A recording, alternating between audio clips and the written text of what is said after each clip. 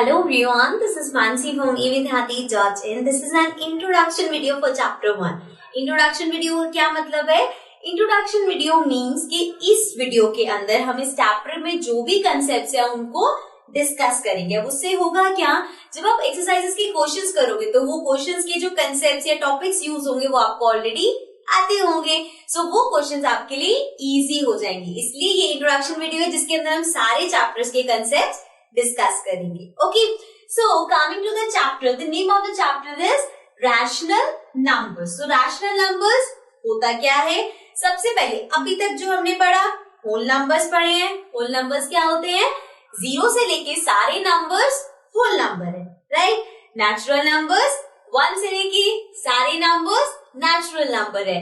Then उसके बाद हमने पढ़े इंटीजर्स, जिसमें पॉजिटिव नंबर भी आते हैं, नेगेटिव नंबर भी आते हैं, ऑल्सो जीरो भी आता है। So whole number, natural number, integers के बाद अब हम पढ़ रहे हैं rational numbers. So rational numbers की सबसे इजी डेफिनेशन है any number which can be expressed as p upon q is a rational number. Okay, so p upon q से आपको याद आएगा कि ये तो फ्रैक्शन है। कोई भी अगर नंबर है, let's suppose 2 upon 9. So it is a fraction. Yes, it is a fraction, but also it is a rational number. मतलब कि कोई भी नंबर जो p upon q फॉर्म में है वो रैशनल नंबर होता है। Now you will think कि अगर 6 लिखा है तो क्या ये रैशनल नंबर नहीं है? है, लेकिन ये p by q की फॉर्म में तो नहीं है। तो क्यों नहीं है? अगर इसको मैं ऐसे अपॉन 1 कर दूं तो ये हो गया p upon q की फॉर्म में, मतलब सिर्फ 6 भी रैशनल नंबर है। ऑल्सो ये हुए पॉजिटिव। अगर नेगेटिव है, like if you have -2 upon 9, so -2 upon 9 भी रैशनल नंबर है, ठीक है। सो p upon q की फॉर्म में है। This can be positive, it can be negative, मतलब पॉजिटिव भी हो सकता है, नेगेटिव भी हो सकता है। एक चीज जो याद रखनी है वो ये है कि अगर p अपॉन q फॉर्म है, q नीचे है, so q can not be equal to 0। क्यों? अगर आप लिखते हो 2 अपॉन 0, सो बेटा इसका हो जाता है नॉट डिफाइंड, इसलिए q को हम 0 नहीं ले सकते। ओके, अदरवाइज सिर्फ 0 लोगे तो 0 भी एक रैशनल नंबर है। Okay, so this was about rational numbers. Now let's come to the next topic.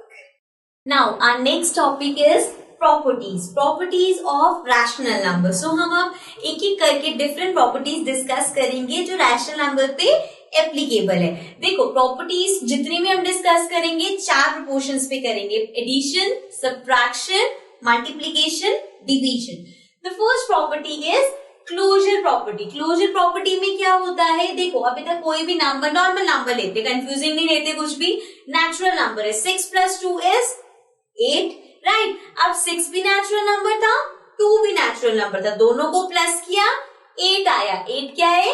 Natural number. सो यही हम क्लोजर प्रॉपर्टी में चेक करेंगे कि क्या रैशनल नंबर्स को ऐड करके रैशनल नंबर्स ही आ रहा है, क्या रैशनल नंबर्स को सबट्रैक्ट करके रैशनल नंबर। तो ये सब हम एक एक करके चेक करेंगे। सो सबसे पहले फर्स्ट थिंग एडिशन चेक करते हैं, ठीक है। हमें चेक करना है कि क्या a अपॉन b कोई भी रैशनल नंबर है plus c upon d equal होता है रैशनल नंबर के, मतलब कि अगर हम इसको ऐड करेंगे तो क्या रैशनल नंबर आएगा।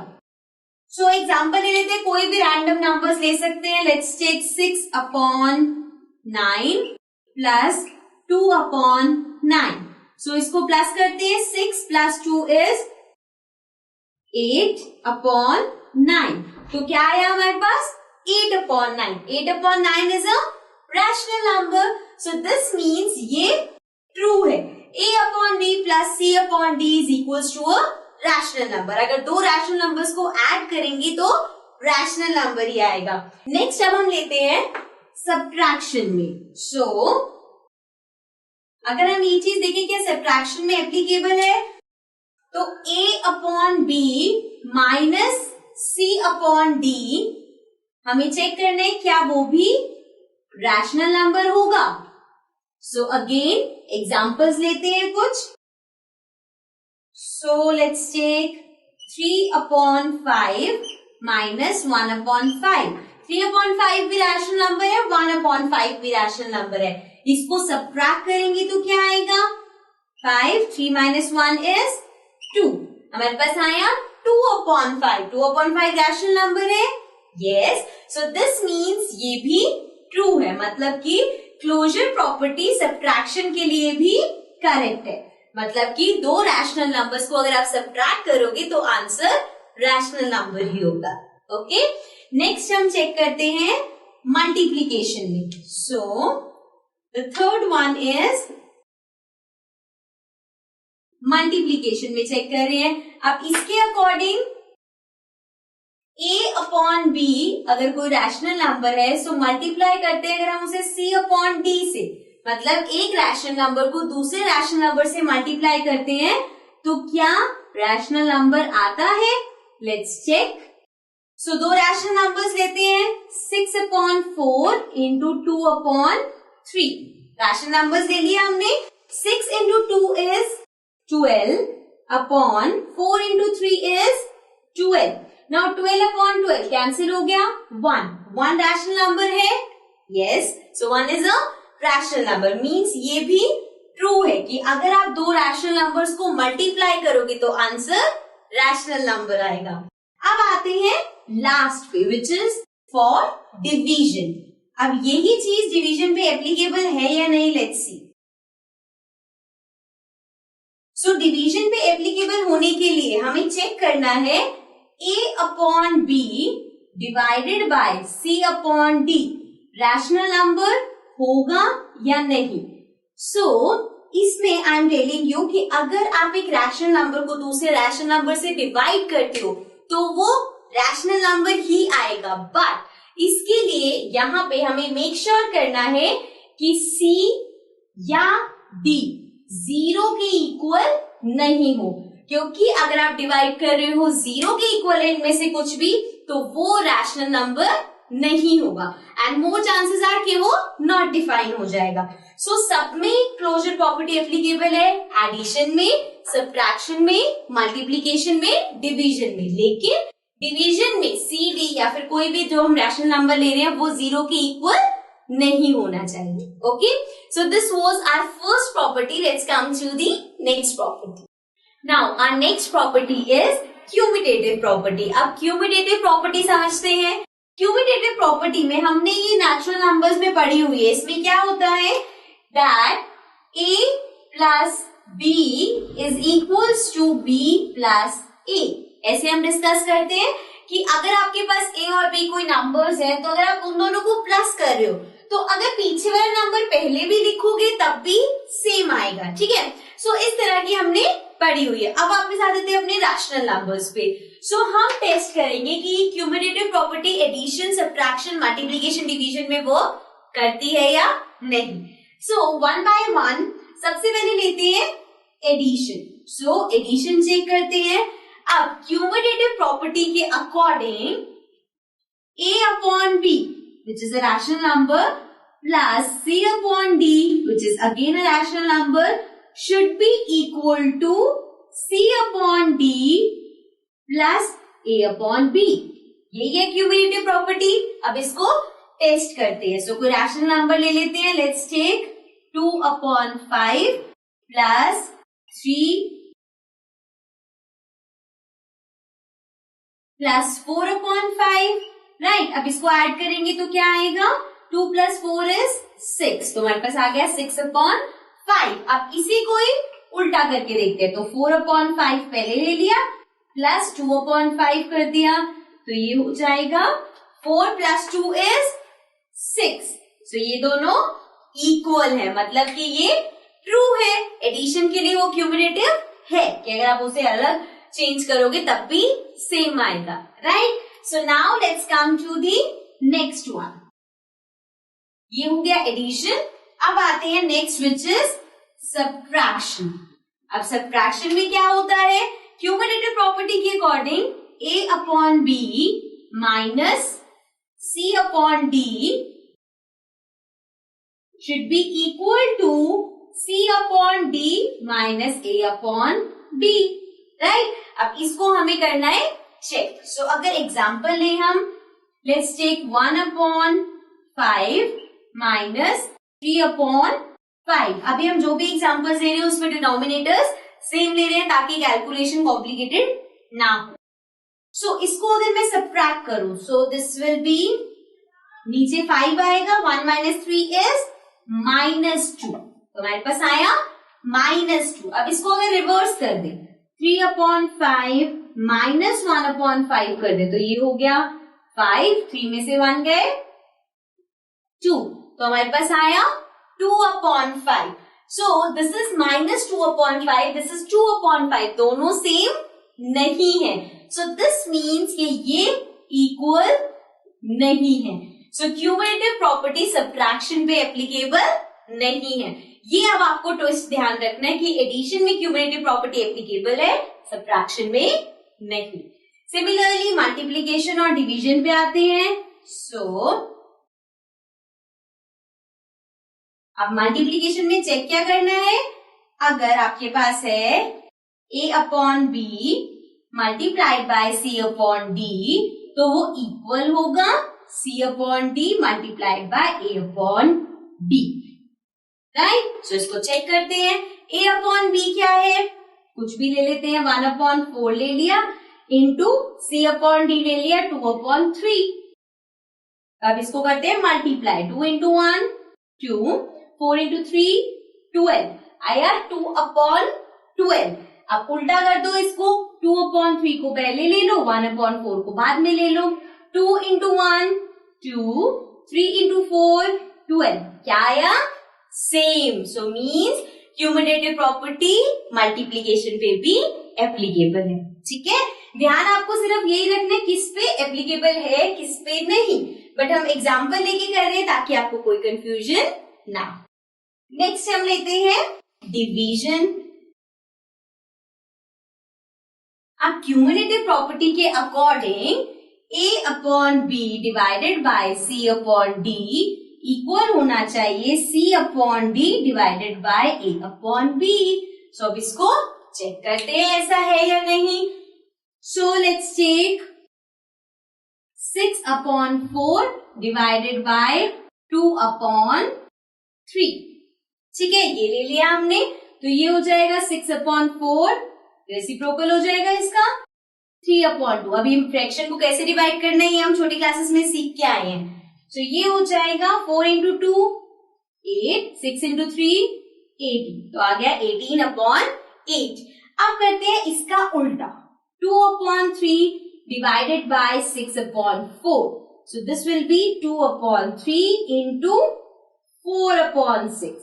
तो ये हो गया 2 इंटू 4 8 अपॉन 6 इंटू 3 18. तो अब क्या हुआ, उल्टा आ गया, यहाँ पे आया 18 अपॉन 8, यहाँ पे आया 8 अपॉन 18. सो इसका मतलब है क्यूमुलेटिव प्रॉपर्टी डिवीजन पे वर्क नहीं करती. सो हमने क्यूमुलेटिव प्रॉपर्टी में पढ़ा कि एडिशन में वर्क करती है, सब्ट्रैक्शन में वर्क नहीं करती, मल्टीप्लीकेशन में करती है, डिवीजन में नहीं करती. So cumulative property is applicable on addition, multiplication, but not on subtraction and division. Okay, so this was our second property. Let's come to the next property. Now our next property is associative property. अब associative properties में हमारे पास 3 numbers होते हैं. It can be integers, it can be rational numbers. So इसमें होता क्या है, देखो, जैसे पहले इसको समझाने से पहले एक छोटा सा एग्जाम्पल लेते हैं. अगर मेरे पास है 4 प्लस 2 प्लस 6, 3 नंबर्स मुझे ऐड करने हैं. सो अगर मैं पहले इन दोनों को ऐड कर दूं और फिर इसको ऐड करूं, या फिर 4 प्लस 2 प्लस 6 में मैं 4 को छोड़ दूं, इन दोनों को पहले कर दूं. सो ये आ गया 4 प्लस 2 6 प्लस 6 12. यहाँ पे 4 छोड़ दिया, पहले इन दोनों को कर दे, तो 6 प्लस 2 इज 8, 8 प्लस 4 इज 12, दोनों इक्वल है. तो एसोसिएटिव प्रॉपर्टी है मतलब आप कोई भी पेयर्स बना सकते हो. अब यही हम देखते हैं रैशनल नंबर्स में. अब रैशनल नंबर्स में मैं एक एक की एग्जांपल लेके सॉल्व करके नहीं दिखाऊंगी, वो आप खुद कर सकते हो. मैं आपको बस यहाँ पे बताऊंगी कि कौन कौन से में एसोसिएटिव प्रॉपर्टी एप्लीकेबल है, किसमें नहीं। सो सबसे पहले एडिशन की बात करते हैं। So A upon B plus C upon D plus E upon F, तीन रैशनल नंबर्स हैं। अगर मैं पहले इन दोनों को करती हूँ, फर्स्ट वाले को छोड़ दिया, तो ये इक्वल होगा अगर मैं पहले इन दोनों को कर दूं और लास्ट वाले को छोड़ दूं। ठीक है, this means A upon B plus C upon D plus E upon F, पहले इन दोनों का पेयर बना दिया या उन दोनों का पेयर बनाओ, it is one of the same thing. मतलब एसोसिएटिव प्रॉपर्टी एडिशन में एप्लीकेबल है। लेकिन अगर ये सब्ट्रैक्शन हो तो A upon B minus C upon D minus E upon F में अगर इन दोनों को आपने पहले माइनस किया, इसको छोड़ दिया, और यहां पे आपने किया A upon B minus C upon D minus E upon F में इन दोनों का पेयर बना दिया, तो एसोसिएटिव प्रॉपर्टी सब्ट्रैक्शन में वर्क नहीं करती। This will not be equal. ठीक है, आप चाहो तो एग्जांपल्स लेके करके भी देख सकते हो। सो एसोसिएटिव प्रॉपर्टी एडिशन में एप्लीकेबल है, सब्ट्रैक्शन में एप्लीकेबल नहीं है। उसके बाद यही सेम चीज मल्टीप्लीकेशन में, अगर ये मल्टीप्लाई हो रहे होते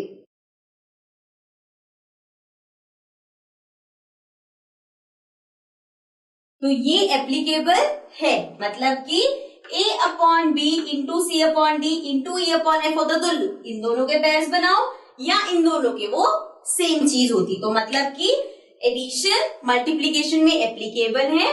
उसके बाद अगर इसी में हम डिवीजन की बात करें तो डिवीजन में भी एप्लीकेबल नहीं होगा। So means associative property addition में एप्लीकेबल है, मल्टीप्लीकेशन में एप्लीकेबल है, सब्ट्रैक्शन में नहीं है, डिवीजन में नहीं है। Okay, so this was about associative property. अब आते हैं नेक्स्ट पे। Now our next property is distributive property. Distributive property में क्या होता है, जैसे कि अगर आपके पास है 4 और यहाँ पे है x ले रही हूं मैं, नॉर्मल नंबर नहीं ले रही, x प्लस 6 इस तरह से है, तो आप इसको सॉल्व कैसे करते हो? 4 को x से मल्टीप्लाई करोगे, 4 को 6 से मल्टीप्लाई करोगे, राइट। सो ये होती है हमारी डिस्ट्रीब्यूटिव प्रॉपर्टी। जैसे कि इसको अगर सॉल्व करना है तो ये होगा 4x प्लस 4 इंटू 6 24 इस तरह से। सो यही होती है डिस्ट्रीब्यूटिव प्रॉपर्टीज। अब ये रैशनल नंबर्स में भी होती है।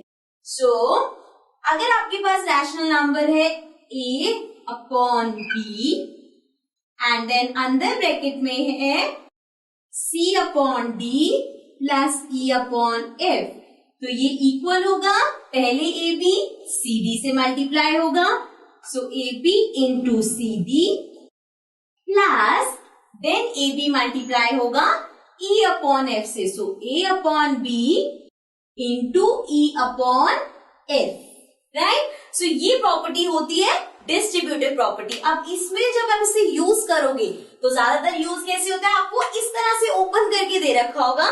सो आप देखोगे यहाँ पे दो चीजें सेम है, जैसे a अपॉन बी सेम है, तो जब दो चीजें सेम होंगी तो हम उसको इस तरह से लिख देते हैं कि उसको बाहर ले लिया, बाकी दोनों अंदर। So this is our distributive property. अब ये एडिशन में भी वर्क करते हैं। जैसे यहाँ पे आपके पास प्लस है, अगर यहाँ पे माइनस होता तब भी, यहाँ पे अगर माइनस है तो हम ये जो प्लस किया है उसको माइनस कर देते, बाकी सेम रहता।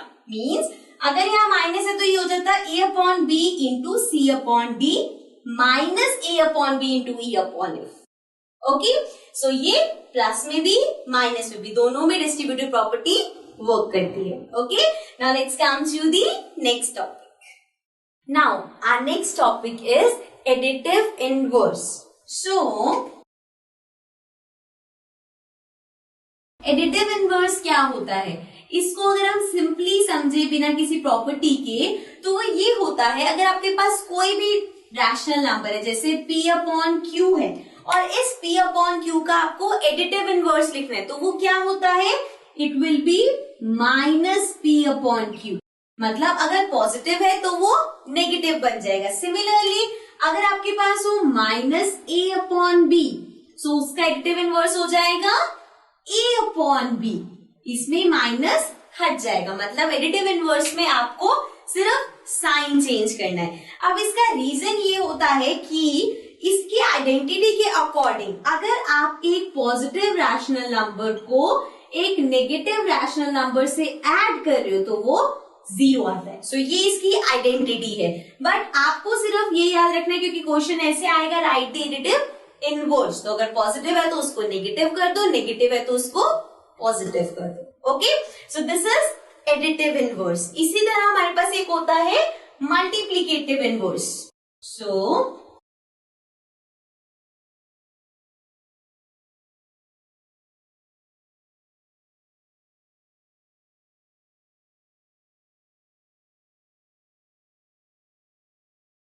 अब मल्टीप्लीकेटिव इनवर्स क्या होता है? अगर आपके पास कोई रैशनल नंबर है p अपॉन q, तो इसका मल्टीप्लीकेटिव इनवर्स होता है उसका रेसिप्रोकल। मतलब अगर आपके पास कोई भी रैशनल नंबर है p अपॉन q में, तो इसका एडिटिव इनवर्स हो जाएगा q upon p, right. Denominator numerator बन जाएगा और न्यूमरेटर डिनोमिनेटर बन जाएगा, मतलब कि इसका रेसिप्रोकल हो जाएगा। सो लेट्स सपोज आपके पास है 4 अपॉन 6, सो 4 अपॉन 6 का मल्टीप्लीकेटिव इनवर्स क्या होगा? 6 अपॉन 4, राइट। और ये आया कहां से है? अगर आप a इंटू 1 अपॉन a करो, मतलब किसी भी नंबर को उसके रेसिप्रोकल से मल्टीप्लाई करो, तो आपके पास हमेशा आएगा 1।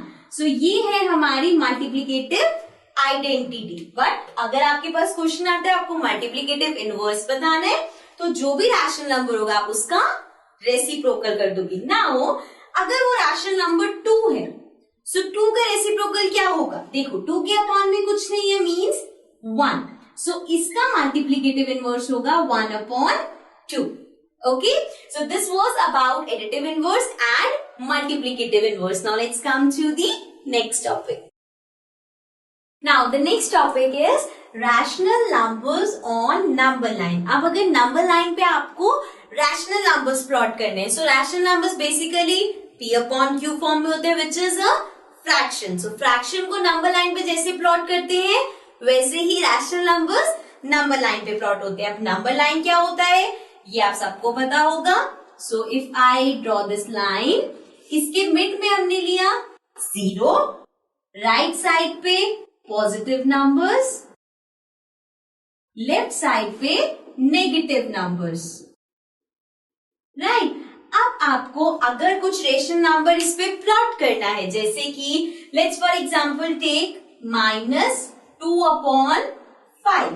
सो -2 अपॉन 5 ले लिया हमने, ये नेगेटिव है। नेगेटिव मीन्स लेफ्ट साइड पे होगा, और जो फ्रैक्शन है वो है 2 अपॉन 5। तो सबसे पहले हमें चेक करना पड़ेगा कि ये 2 अपॉन 5 किन दो नंबर्स के बीच में लाई करेगा। सो उसके लिए हम 5 को डिवाइड करेंगे 2 से, राइट। सो 5 इंटू 0 इज 0, नीचे आया 2, देन पॉइंट लगाएंगे, this will become 20 and 5 into 4 is 20। अब यहाँ पे ये पूरा कट हो गया। अगर नहीं भी होता तो हमें सिर्फ ये देखना था कि ये 0 पॉइंट आ रहा है। अगर ये होता 1 पॉइंट समथिंग या 2 पॉइंट समथिंग तो कैसे पता चलेगा? 0 पॉइंट समथिंग मतलब 0 और 1 के बीच में, 1 पॉइंट समथिंग 1 और 2 के बीच में, 2 पॉइंट समथिंग आता तो 2 और 3 के बीच में, इस तरह से।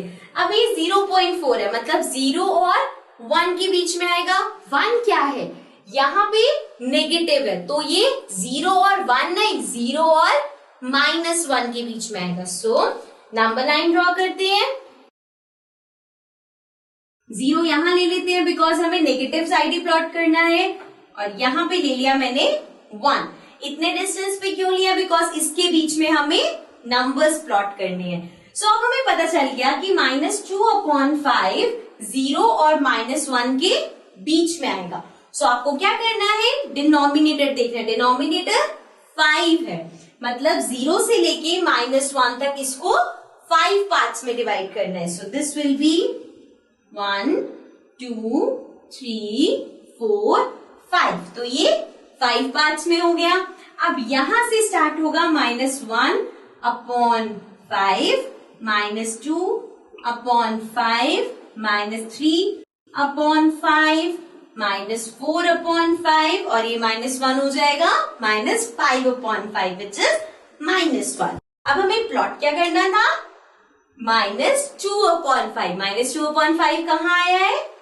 यहाँ पे, राइट। सो इस तरह से आप रैशनल नंबर्स को नंबर लाइन पे प्लॉट करते हो। Okay, so let's come to the next topic. Now the next and the last topic for this chapter is rational numbers between two rational numbers। अब अगर आपको दो rational numbers के बीच में rational numbers बताने, पहली बात तो दो rational numbers के बीच में बहुत सारे rational numbers possible हैं। Now the thing is कि होता क्या है दो numbers के बीच में numbers, मतलब सिंपल एग्जांपल लेते हैं। अगर मैं आपको बोलूं 2 और 7 के बीच में numbers बताओ, तो 2 और 7 के बीच में 3 आता है, 4 आता है, 5 आता है, 6 आता है, राइट। ऐसे ही अगर आपको रैशनल नंबर्स के बीच में बताने हैं, सो उसके लिए एग्जांपल लेते हैं। लेट्स सपोज हमने ले लिया नेगेटिव नंबर लेते हैं इस बार, -2 अपॉन 5 और 1 अपॉन 2। ये दोनों रैशनल नंबर्स हैं। अब इन दोनों रैशनल नंबर्स के बीच में आपको रैशनल नंबर्स बताने, तो कैसे फाइंड करेंगे? सबसे पहली चीज जो इसमें करनी है वो ये है कि आपको इसके डिनोमिनेटर्स को सेम बनाना पड़ेगा। सो डिनोमिनेटर क्या है? 5 2। अब इसको सेम कैसे बनाओगे? दोनों का कॉमन मल्टीपल देखोगे। सबसे पहला जो कॉमन मल्टीपल है वो है 10। 5 के टेबल में भी आता है, 2 के टेबल में भी, तो इसको चेंज करते हैं। ये हो जाएगा -2 अपॉन 5। 5 को 10 बनाने के लिए 2 से मल्टीप्लाई कर दो, ऊपर वाले को भी 2 से मल्टीप्लाई कर दो। ये आ गया -4 अपॉन 5 इंटू 2 10। सो ये हो गया डिनोमिनेटर 10। सिमिलरली 1 अपॉन 2 को 10 बनाने के लिए 5 से मल्टीप्लाई करेंगे। सो मल्टीप्लाई बाय 5, न्यूमरेटर भी हो जाएगा। ये आ गया 5 अपॉन 10। अब दोनों के डिनोमिनेटर्स सेम हो गए। अब -4 अपॉन 10 और 5 अपॉन 10 के बीच के नंबर्स बताने हैं। सिंस इनका डिनोमिनेटर सेम है तो सिर्फ ऊपर न्यूमरेटर देखो, -3 upon 10, -2 upon 10, -1 upon 10, 0, then 1 upon 10, 2 upon 10, 3 upon 10, 4 upon 10, right. ये सारे नंबर्स इन दोनों रैशनल नंबर्स के बीच के हैं। मीन्स ये सभी रैशनल नंबर्स इन दोनों के बीच के भी होंगे। ओके, अब यहाँ तो हमें बहुत सारे नंबर्स मिल गए। अगर ऐसा हो कि आपको 5 बताने और सिर्फ 2 मिल रहे हैं तो क्या करना पड़ेगा? ये जो आपने इनके डिनोमिनेटर्स को 10 बनाया है, इसको हम किसी बड़े नंबर में बनाएंगे। जैसे 5 और 2 में 10 के बाद 20 भी कॉमन है। 5 इंटू 4 इज 20, 2 इंटू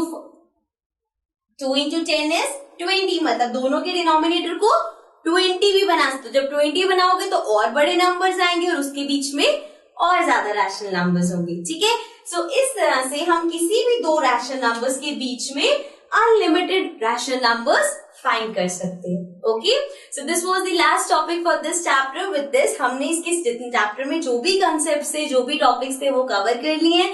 अब इसके बाद जब आप एक्सरसाइज के क्वेश्चन करोगे तो वो आपको बहुत इजी लगेंगे। So okay, that's it from this chapter. That's it for this chapter. I'll be coming back again with a new chapter. Till then, take care and bye-bye.